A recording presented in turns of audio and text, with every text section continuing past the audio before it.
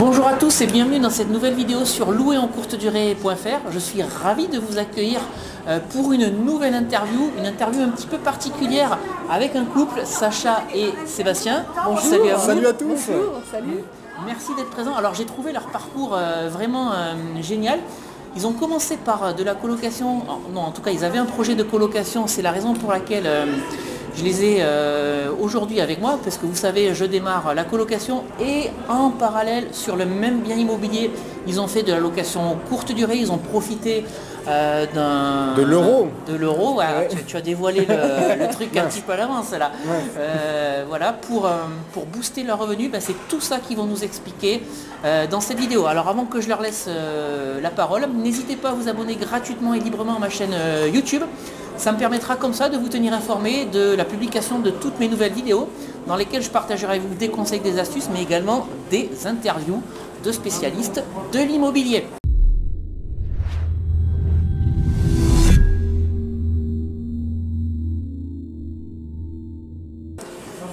Je vous laisse la parole. Bonjour, donc Sacha et Sébastien. Voilà, donc de Business Malin. Et qu'est-ce qu'on a fait? On a fait un premier investissement assez osé, puisqu'en premier investissement, donc, on a acheté une ruine donc, à Lille, nous on est de Lille, 130 mètres carrés, donc il n'y avait vraiment que 4 murs. C'est-à-dire que même pendant les travaux, on s'est rendu compte que le bien il s'effondrait. On a dû mettre des IPN, la charpente était brûlée, beaucoup de travaux à faire. Du coup, beaucoup de stress. Beaucoup de stress, des sueurs, tout ça. Et ce bien-là, donc c'était 150 000 € à l'achat et à peu près pareil en travaux, 150 000 € de travaux. On a tout remodelé, aménagé les combles, on a transformé ça en colocation 5 chambres. Donc votre projet initial c'était de la coloc. Oui, c'était ça. Votre volonté c'était vraiment de faire de la coloc. On avait fait tout le plan de financement sur la colocation parce que c'est ce qu'on voulait faire. C'est ce qu'on voulait faire, profiter d'une niche qui rapporte. L'emplacement était vraiment pas loin de la plus grande faculté, donc c'était idéal pour attirer les étudiants. Donc initialement c'était vraiment pour la coloc. Par contre, pas de la coloc, j'ai entendu ordinaire. Hein. Il y avait un standing, toutes vos chambres sont équipées. Enfin, je vous laisse raconter tout ça. Oui, chaque chambre est équipée d'une salle de bain, d'un toilette. Alors pourquoi? Tout simplement pour créer l'effet coup de cœur. Ouais. Coup de cœur, pardon.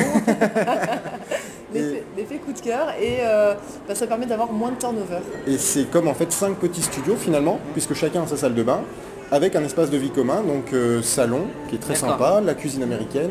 On ne se rend pas compte, mais on a découvert, fatalement, après une fois qu'on l'a mis en location, ça fait vraiment la différence sur le marché. Ouais. Du coup, on peut louer beaucoup plus cher, à peu près 20% de plus que la colocation classique. Et les gens veulent rester.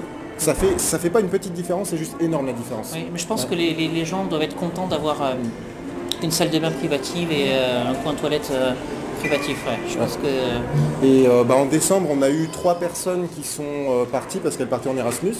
Elles ont demandé quand elles reviennent, récupérer le bien. Et elles ont dit à un de leurs potes, viens pendant la coloc pendant ce temps-là. Enfin vraiment, du coup, dès qu'il y a du turnover, en fait, il n'y a jamais de vacances. D'accord. Et le must, parce que c'est déjà un investissement très rentable, hein, on est quasiment à 10% de rendement. Et le must, c'est qu'on en a profité pour la mettre aussi en location saisonnière. Alors justement, on va y venir. Alors si on reprend l'historique de ce projet, vous avez signé l'acte définitif quand et quand est-ce que ça a été livré? Oula, ça a mis du temps. Alors déjà, on a trouvé le bien en février, mais on a mis longtemps à se février mettre... 2016. 2015. 2015, d'accord. Et on a mis plusieurs mois à se mettre d'accord sur le prix d'achat. D'accord. Ouais, grosse négo avec le vendeur. Il en voulait 190 000. Et nous, on a dit, je crois qu'on a démarré à 140, si je dis pas de bêtises. 140 et on a fini à 145. Voilà, donc il faisait vraiment, même chez le notaire, il faisait la gueule. Je m'en souviens encore. En plus, on était arrivé en retard. On était arrivé en retard, il faisait vraiment la gueule. Et personne n'en voulait, c'était vraiment une ruine, mais délabrée au possible, vraiment que 4 murs. Donc finalement, en concurrence, il n'y avait pas grand monde. Donc on a proposé 140, 3 semaines sont passées. Après, ils avaient baissé le prix, je ne sais plus à combien. Et tranquillement, on a proposé 143. Et 145. Et ensuite à 145 on s'est mis d'accord, mais on a perdu du temps. Du coup, on a signé l'acte authentique de mémoire vers... C'était juin 2015. Juin 2015. Juin 2015, d'accord. Ouais. Et direct, on embraye les travaux. Ouais, beaucoup de travaux, donc 9 mois de travaux. Gros projet. Hein. Ouais, gros projet. Et avec une déconvenue, c'était le consuel d'ailleurs. Ouais. C'est que fin décembre, les travaux étaient terminés, mais on ne pouvait pas le mettre en location puisque le consuel a mis quasiment 3 mois à passer. D'accord. C'était horrible. Oui, parce qu'on se disait mince, là on a du manque à gagner, on aimerait bien Du faire de gros l'argent. manque à gagner. On voulait accélérer les choses, mais c'est vraiment très difficile d'accélérer les choses avec le consuel. On nous a même dit ne les brusquez pas trop, sinon ils vont faire exprès de perdre du temps.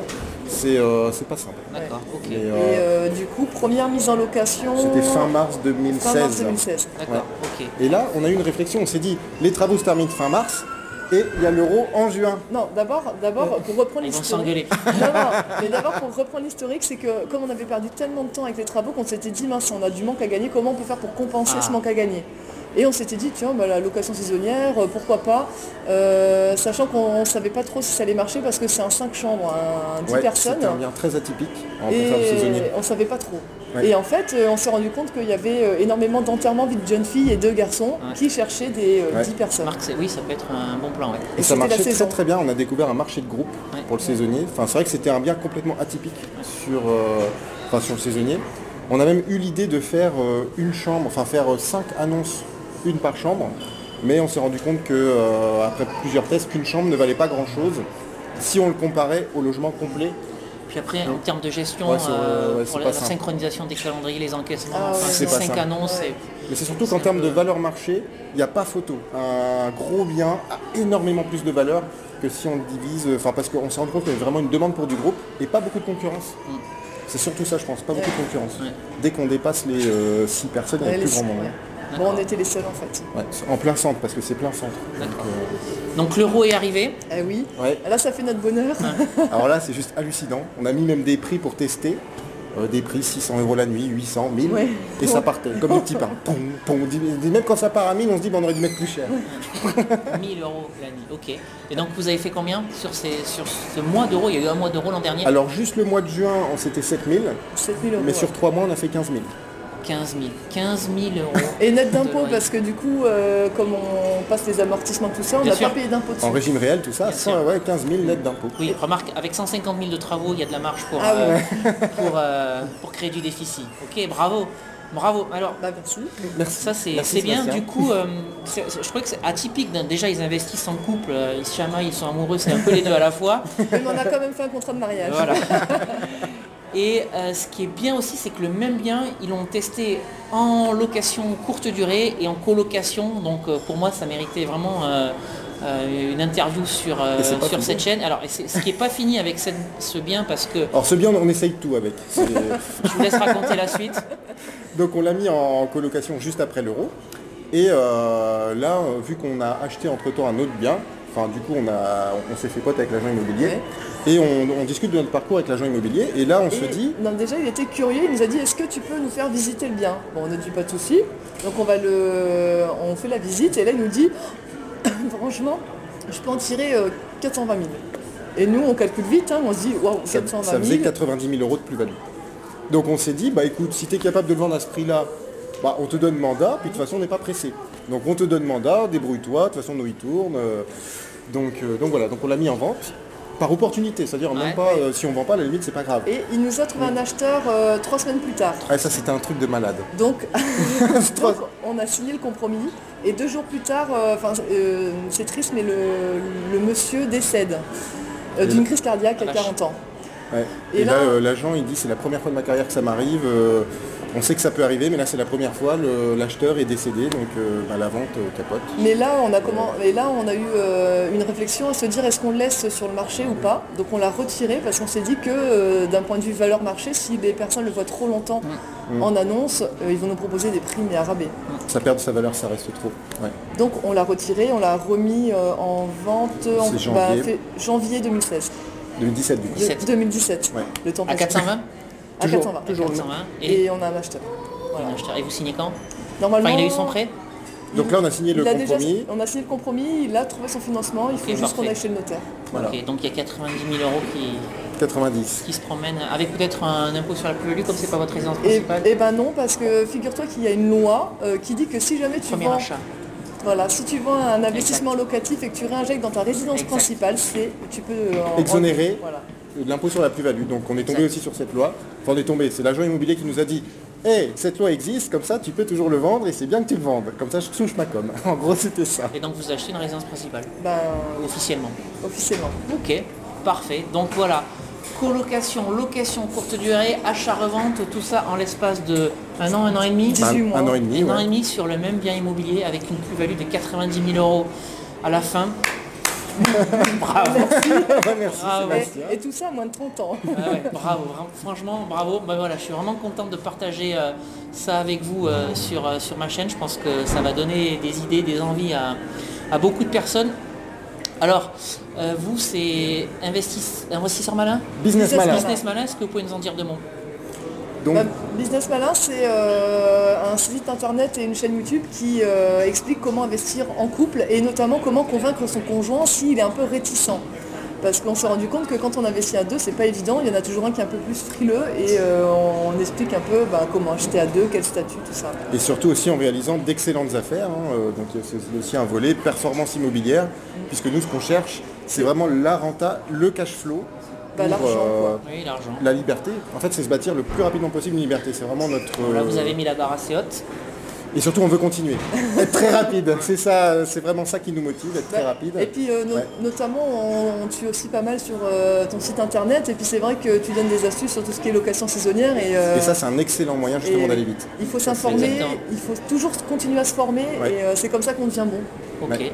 Bah écoutez, merci. Bah, Je vous merci à souhaite toi. plein de bonheur pour la Merci. suite. Bah, merci. Et puis si vous souhaitez nous retrouver, allez sur Business Malin TV sur YouTube, sur notre chaîne. Je vais mettre tout ça dans Ah. la vidéo et dans la description. Et n'oubliez pas, abonnez-vous sur sa chaîne. Hein. Bien sûr, abonnez-vous, abonnez-vous.